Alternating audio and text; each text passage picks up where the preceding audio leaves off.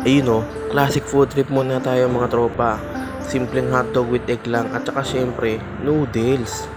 'Di ba? Simulan na natin. Hiwa-hiwain muna natin tong nabili kong chicken franks na hotdog. Ayan.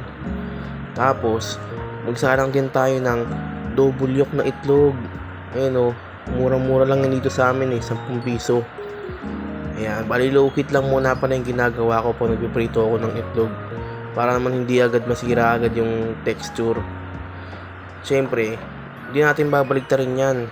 Tamang wisik-wisik lang ng mantika sa ibabaw para hindi masira yung dilaw niya.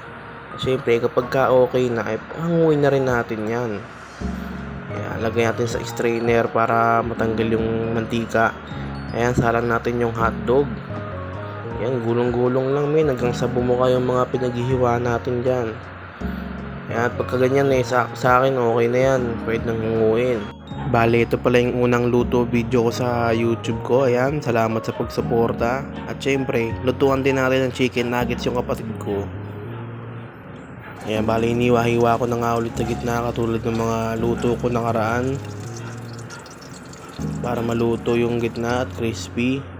Syempre, balik rin natin para luto all sides, diba? Gustong gusto niya kasi yung ganyan yung crispy na crispy. Bali chicken breast nuggets nga pala yung nabili ko. Wala kasi mabilan dito ng Crazy Cuts. Yung iba-iba yung shape.